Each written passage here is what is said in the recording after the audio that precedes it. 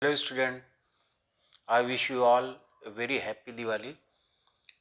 Today we are going to discuss reactivity series and chemical properties of metals, the second part of metal and non-metal.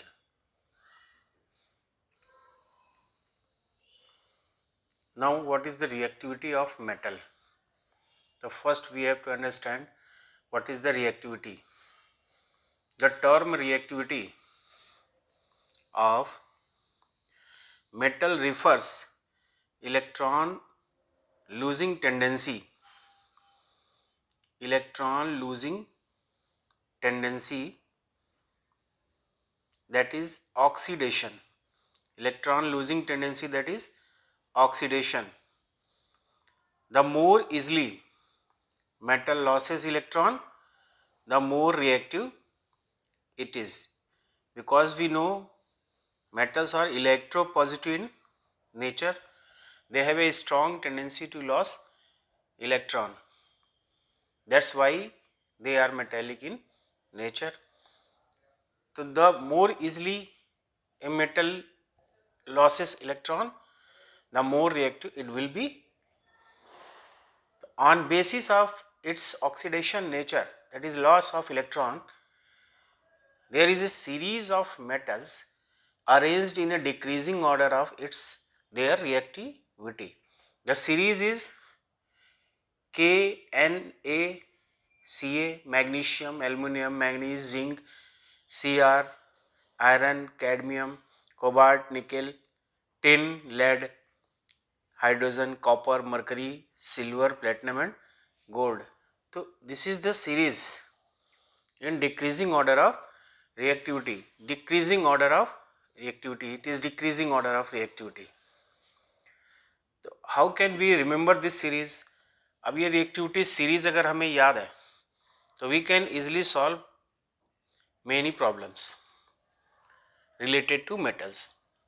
So for remembering this series, see here KNaCa, that is Kanaka, Mag al Manjan, कर्फी कड़को, नी सन pub hydrogen या नी सन pub है कू हज अज पट आउ. So in this way we can remember this reactivity series. Once again, Kanaka, Mag al Manjan, कर्फी कड़को, नीसन पब हाइड्रोजन, कू हज अज पट आउ. In the last of the series there are silver, platinum and gold. These are known as noble metals. Noble metals because they are non-reactive to any substance, acid, base or salt. So first of all we must remember this series, reactivity series, and in this series metals are arranged in their decreasing order of reactivity. Now see here some points related to reactivity series. The first, any metal higher in the series displaces metal below from its salt solution. Means the metals present at the higher position will always displaces metals in the lower position from its salt solution. यानी high reactivity का metal लो reactivity के metal को उसके salt solution से displace कर देता है. Remember this point. Second, metal above hydrogen displaces hydrogen gas from water and dilute acids. यानी हाइड्रोजन के ऊपर जितने भी मेटल्स हैं वो सभी when treated with water and dilute acid always produce hydrogen gas. Reactivity of metal decreases from potassium to gold. Most reactive metals, potassium to aluminum, moderate reactive, manganese to lead, least reactive, copper to gold. So must remember this reactivity series. Now chemical properties of metals. Chemical properties of metals. The first property belonging to chemical property of metal is oxidation. oxidation, that is combustion, burning of metal in presence of air. Burning of metal in air, almost all metals combine with oxygen in air to form metal oxide.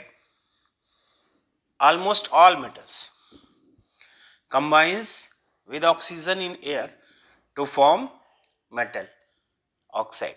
An addition of oxygen is oxidation. So it is the oxidation process, also known as combustion, burning of metal in presence of oxygen of air. Now see the rule, metal plus oxygen gives metal oxide. Metal plus oxygen gives metal oxide plus heat plus light. Any metal when treated with air or oxygen, it gives metal oxide, heat and light. Now see an example. एक example से इसको समझते हैं. Magnesium treated with oxygen gives magnesium oxide, MgO. Magnesium oxide burns with dazzling white flame. Dazzling white flame, जैसे आपने दीपावली में देखा ना, जो छुरछुरिया होती है, तो जब उसको बर्न करते हैं तो डेजलिंग लाइट प्रोड्यूस करता है. बिल्कुल उसी तरह की लाइट इसमें भी होती है जब मैग्नीशियम रिबन को बर्न किया जाता है. Now see, copper is treated with oxygen. Copper with oxygen gives copper oxide. This copper oxide, it is black in color. It is a formation of layer, black color layer over the copper metal. Aluminium with oxygen gives aluminium oxide. All metal oxides are basic in nature and all non-metal oxides are acidic in nature. Acids and base के बारे में हम अपने पिछले videos में discuss कर चुके हैं और मैं उसका लिंक आपके डिस्क्रिप्शन बॉक्स में डाल दूंगा. Now see, amphoteric oxide. Amphoteric oxide, amphoteric oxide, such metal oxides which react with acid as well as base, both are known as amphoteric oxides. यानी the metal oxide which react with acid as well as bases are known as amphoteric oxide. Examples: zinc oxide, aluminum oxide, lead oxide. Now see the general rule, as we have already discussed this rule. Acid plus base gives salt and water. When an acid is treated with base, it gives salt and water. Now see example for its amphoteric nature. Aluminium oxide. Aluminium oxide with HCl. Aluminium oxide with HCl gives aluminium chloride and water. The HCl is here acid and aluminium oxide is base. So in this reaction, aluminium oxide is behaving as base, while in the another reaction, aluminium oxide is treated with NaOH and here aluminium oxide is behaving as acid, forming a mixed salt, sodium aluminate, NaAlO2 plus H2O. Clear? Now remember these points. Green colour में जो points मैंने आपको दिए हुए हैं ये आपको याद रखना है. See the first, potassium and sodium are most vigorously react in air. Vigorously यानी immediately caught fire, आग पकड़ लेता है एयर में. So kept in kerosene oil, इसलिए उसको किस में रखा जाता है? मिट्टी के तेल में, केरोसिन ऑयल में रखा जाता है. Metals form thin oxide layer in air. Metals air में रखने पर एटमॉस्फेरिक गैसेस के कांटेक्ट में आकर, ऑक्सीजन के कांटेक्ट में आकर ऑक्साइड की लेयर का फॉर्मेशन करता है. The oxide layer protect the metal from further oxidation. ये जो ऑक्साइड लेयर है ये मेटल को फर्दर ऑक्सीडेशन से प्रोटेक्ट करती है। जनरली सारे metals, all the metals react with oxygen to form metal oxide की लेयर बना लेते हैं ऊपर की तरफ, जिससे उसका फर्दर ऑक्सीडेशन पॉसिबल नहीं होता है। Silver, platinum and gold are noble metals and do not react with oxygen, acid, base and salt even at high temperature. Silver, platinum and gold, acid, base, salt, atmospheric oxygen, इन सबसे react नहीं करते हैं। That's why these are known as noble metals। इसलिए इनको हम क्या कहते हैं? noble metal कहते हैं। Now see the second reaction, chemical property of metal, reaction of metal with water। reaction of metal with water, metal की reaction water से कराते हैं। तो सी द रूल देखिए, metal plus H2O gives metal oxide plus hydrogen plus heat, metal oxide plus H2O gives metal hydroxides, metal hydroxide, metal plus H2O यानी metal को water के साथ जब हम ट्रीट कराते हैं तो वो मेटल ऑक्साइड का फॉर्मेशन करता है और हाइड्रोजन गैस रिलीज करता है, साथ में हीट प्रोड्यूस करता है। अभी इस हीट की प्रेजेंस में कई बार हाइड्रोजन आग पकड़ लेता है, तो इसको ध्यान रखते हैं एक्सपेरिमेंट करते समय। मेटल ऑक्साइड प्लस वाटर, अब अगेन मेटल ऑक्साइड को एक्सेस वाटर में जब डालते हैं तो वो मेटल हाइड्रोक्साइड का फॉर्मेशन करता है। क्लियर? अब इससे रिलेटेड कुछ पॉइंट्स देख लेते हैं। जैसे पहला पॉइंट देखिए, potassium and sodium react violently, hydrogen caught fire, hydrogen caught fire in presence of heat energy, heat की प्रेजेंस में हाइड्रोजन आग पकड़ लेता है। तो किस केस में ऐसा होता है? सोडियम और पोटेशियम। क्यों? क्योंकि सोडियम और पोटेशियम रिएक्ट वायलेंटली यानी इमीडिएटली रिएक्ट कर जाते हैं, जिससे बहुत ज़्यादा हीट प्रोड्यूस होती है, एक्सोथर्मिक रिएक्शन है, और उस हीट की प्रेजेंस में हाइड्रोजन गैस आग पकड़ लेती है, caught fire in presence of excess heat। See the reaction, sodium plus 2H2O gives 2NaOH plus H2 plus heat। Similarly potassium के साथ भी हम यही रिएक्शन दिखा सकते हैं। Potassium with H2O gives 2KOH plus H2 plus heat। तो ये फर्स्ट पॉइंट क्लियर हो गया आपको। Potassium and sodium react vigorously, violently, very fast and immediately the released hydrogen gas caught fire in presence of heat energy। Now see the second point, magnesium react with hot water। Magnesium cold water के साथ react नहीं करता, जबकि sodium और potassium cold water में ही बहुत ज़्यादा reactive होते हैं। तो magnesium react with hot water and start to float, calcium, even calcium भी है, देखिए यहाँ पे कैल्शियम भी है, calcium and magnesium react with hot water and starts to float on the surface due to sticking of hydrogen on its surface। यानी ये जो हाइड्रोजन गैस रिएक्शन में रिलीज होती है ये इनकी सरफेस पे स्टिक कर जाती है, जिसकी वजह से ये हल्के होकर सरफेस पे तैरना शुरू कर देते हैं। Reaction, calcium plus 2H2O gives calcium hydroxide plus water plus heat, magnesium plus H2O hot water के साथ, मैग्नीशियम हाइड्रोक्साइड प्लस H2। तो ध्यान रखेंगे इस पॉइंट को कि calcium and magnesium hot water के साथ, वार्म वाटर के साथ रिएक्ट करता है, ना कि कोल्ड वाटर के साथ। Clear? Now see the third point,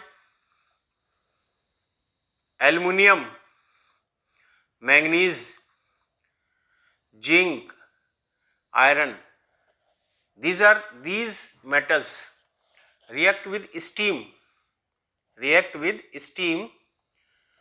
not with cold and hot water. Steam यानी वाटर स्टीम, भाप के साथ रिएक्ट करता है to form metal oxide. Aluminium manganese यानी मैग्नीशियम के नीचे के जो मेटल्स हैं वो सभी स्टीम के साथ रिएक्ट करते हैं और मेटल ऑक्साइड का फॉर्मेशन करते हैं। Aluminium with water gives aluminum oxide plus hydrogen. Iron with steam gives ferric oxide Fe3O4 plus hydrogen. Clear? तो ये तीन डिफरेंट पॉइंट्स हैं, इसमें ध्यान रखना कौन सा मेटल किस प्रकार के वाटर के साथ रिएक्ट करता है। Sodium and potassium cold water, calcium and magnesium slightly hot water, aluminium manganese zinc iron steam के साथ रिएक्ट करता है। Now see the third reaction of metal. Reaction of metal with acid and base. See rule. Rule देखिए, metal with dilute acid or base HCl, H2SO4, HNO3 gives salt and hydrogen. Metal की reaction जब हम acid के साथ कराते हैं तो acid से हाइड्रोजन को रिलीज करता है। पीछे भी हमने इस पॉइंट को आपको बताया था रिएक्टिविटी सीरीज में। इंपॉर्टेंट रूल है, ध्यान रखेंगे कि मेटल प्लस डाइल्यूट एसिड या base gives salt and hydrogen gas. Example देखिए, magnesium with HCl gives magnesium chloride and hydrogen. Zinc with dilute HCl give zinc chloride and hydrogen. Aluminium with dilute HCl gives aluminum chloride and hydrogen. Magnesium with dilute H2SO4 give magnesium sulfate plus hydrogen. Clear? तो metals की reaction जब हम dilute acid या base के साथ कराते हैं तो वो साल्ट का फॉर्मेशन करता है और हाइड्रोजन गैस को रिलीज करता है। एक इंपॉर्टेंट पॉइंट यहाँ पे देखिए, metals with HNO3 nitric acid, nitric acid के साथ जब मेटल की रिएक्शन कराते हैं तो ये डू नॉट प्रोड्यूस या do not evolve hydrogen gas, तो ये हाइड्रोजन गैस इवॉल्व नहीं करता है। रीजन क्या होता है इसका? Because nitric acid is a strong oxidiser, ये एक स्ट्रॉन्ग ऑक्सीडाइजर होता है। तो जब रिएक्शन में हाइड्रोजन गैस निकलती है तो ये हाइड्रोजन गैस को वाटर में ऑक्सीडाइज कर देता है, H2O में ऑक्सीडाइज कर देता है और खुद N2O, NO और NO2 यानी नाइट्रोजन के ऑक्साइड में रिड्यूस हो जाता है। N2O that is nitrous oxide, इसे लॉफिंग गैस भी कहते हैं। NO नाइट्रिक ऑक्साइड और NO2 nitrogen dioxide. Clear? यानी metal with dilute HNO3 gives metal nitrate plus water, metal nitrate plus water, water देता है। यहां देखिए हमने मेटल नाइट्रेट प्लस हाइड्रोजन लिखा है ना, तो फर्दर रिएक्शन देखिए, हाइड्रोजन ऑक्सीजन के साथ H2O का फॉर्मेशन कर लेता है HNO3 में। तो एक लाइन में हम इस रिएक्शन को लिख सकते हैं, metal plus dilute HNO3 gives metal nitrate plus water. Clear? ना एक्सेप्शन देखिए, यहाँ पर यहाँ एक एक्सेप्शन है, इस पॉइंट को ध्यान रखना है। Magnesium and manganese react with very dilute HNO3, देखिए हमने वेरी डाइल्यूट अंडरलाइन किया हुआ है। वेरी डाइल्यूट HNO3 लगभग कितना? 1% गिव्स हाइड्रोजन गैस। यानी केवल मैग्नीशियम और मैग्नीज को अगर बहुत ही डाइल्यूट HNO3 के साथ रिएक्ट कराते हैं तो वो हाइड्रोजन गैस देता है, लेकिन बाकी सारी मेटल्स HNO3 के साथ क्या देते हैं? H2O देते हैं। क्यों? क्योंकि HNO3 एक स्ट्रॉन्ग ऑक्सीडाइजर है, तो ये हाइड्रोजन गैस को इमीडिएटली H2O में ऑक्सीडाइज कर देता है और खुद रिड्यूस होकर N2O, NO या NO2 में चेंज हो जाता है। क्लियर? देखिए एक एग्जांपल हम इसमें लेते हैं, एग्जांपल से समझ लेते हैं। कॉपर प्लस HNO3, कॉपर की रिएक्शन जब हम HNO3 से कराते हैं तो ये देता है कॉपर नाइट्रेट प्लस H2O। देखिए H2 गैस नहीं निकाल रहा, क्या बना रहा है? H2O, क्योंकि HNO3 H2 को H2O में ऑक्सीडाइज कर देता है और खुद रिड्यूस हो जाता है, NO2 बना रहा है, नाइट्रोजन डाइऑक्साइड, और खुद रिड्यूस होकर नाइट्रोजन डाइऑक्साइड का फॉर्मेशन करता है। जिंक प्लस HNO3, जिंक की रिएक्शन HNO3 से कराते हैं तो zinc nitrate water plus NO2 nitrogen dioxide का फॉर्मेशन करता है, यानी HNO3 H2 को ऑक्सीडाइज करके H2O में बदलता है और खुद रिड्यूस होकर NO2 में चेंज हो जाता है। तो जो भी ऑक्सीडाइजर होते हैं वो दूसरे सब्सटेंस को ऑक्सीडाइज करते हैं और खुद रिड्यूस होते हैं। Clear? Metals like iron, aluminium, cobalt, निकल becomes passive. Iron, aluminium, cobalt, nickel becomes passive यानी inert. आयरन, एल्युमिनियम, कोबाल्ट और निकल ये इनर्ट हो जाते हैं with concentrate HNO3। Concentrate HNO3 के साथ जब हम इसको ट्रीट कराते हैं due to formation of thin layer, देखिए formation of thin layer of insoluble metallic oxide, thin layer of insoluble metallic oxide which stops the further reaction, जो further reaction या further oxidation को रोक देता है। पैसिविटी, अब किसी मेटल को यानी कोई मेटल जो पैसिव हो गया, इनर्ट हो गया, उसके ऊपर ऑक्साइड की लेयर बन गई है, तो उसकी पैसिविटी यानी इनर्टनेस को कैसे रिमूव किया जाएगा? Passivity can be removed by rubbing the surface layer with sand paper. तो सैंड पेपर, रेगमाल देखा ना आपने, सैंड पेपर लेके उस मेटल को ऊपर रगड़ देते हैं तो उसके ऊपर जो ऑक्साइड लेयर है वो डिस्ट्रॉय हो जाती है और वो रिएक्टिव हो जाता है, अगेन एक्टिव मेटल में कन्वर्ट हो जाता है। क्लियर? नेक्स्ट देखिए चौथी property, reaction of metal with solution of other metal salt, यानी एक मेटल की रिएक्शन किसी दूसरे मेटल साल्ट सोल्यूशन से कराने पर। तो देखिए रिएक्टिव मेटल्स, मैंने पहले भी आपको बताया था कि जो हायर रिएक्टिव मेटल्स होते हैं, मोर रिएक्टिव मेटल्स होते हैं, वो अपने से लेस रिएक्टिव मेटल्स को उसके साल्ट सोल्यूशन से अलग कर देते हैं।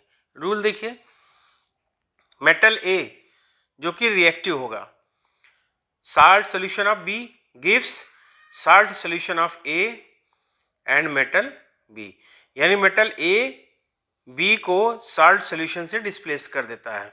इस प्रकार की जो रिएक्शंस होती हैं उनको डिस्प्लेसमेंट रिएक्शन कहते हैं। एग्जांपल देखिए, zinc is treated with copper sulphate, zinc को कॉपर सल्फेट से ट्रीट कराते हैं तो इलेक्ट्रोकेमिकल सीरीज में, या जिसे हम रिएक्टिविटी सीरीज भी कहते हैं, जिंक की पोजीशन कॉपर से ऊपर है तो जिंक क्या करता है, कॉपर को कॉपर सल्फेट से डिस्प्लेस कर देता है और उसकी जगह खुद आ जाता है, forming zinc sulphate plus copper. Reaction is considered as displacement reaction. ऐसी रिएक्शन को हम क्या कहते हैं? Displacement reactions. See one another reaction, magnesium plus zinc sulphate, magnesium की जिंक सल्फेट से रिएक्शन कराते हैं तो मैग्नीशियम सल्फेट प्लस जिंक बनाता है। अगर यही रिएक्शन यानी कॉपर की रिएक्शन अगर जिंक सल्फेट से कराएं तो copper is less reactive and zinc is more reactive, तो ऐसे केस में कॉपर जिंक को डिस्प्लेस नहीं कर पाएगा और रिएक्शन नहीं होगी। सॉरी। तो ये थी कुछ केमिकल प्रॉपर्टीज ऑफ मेटल्स। आशा है आपको समझ में आया होगा और अगर आपको ये अच्छा लगा होगा तो मैं फर्दर वीडियो और थोड़ा इम्प्रूव करने की कोशिश करूँगा, क्योंकि अभी मैंने स्टार्टिंग किया है तो उतनी ज़्यादा परफेक्शन अभी नहीं आ पा रही है, बट मैं प्रॉमिस कर रहा हूँ कि आने वाले वीडियोस आपको और अच्छे और अट्रैक्टिव और फुल ऑफ नॉलेज मिलेंगे। तो हमारे वीडियो को लाइक, शेयर और सब्सक्राइब करना मत भूलिएगा, ठीक है। और अगेन एक बार फिर से आप सभी को दीपावली की हार्दिक शुभकामनाएं। धन्यवाद।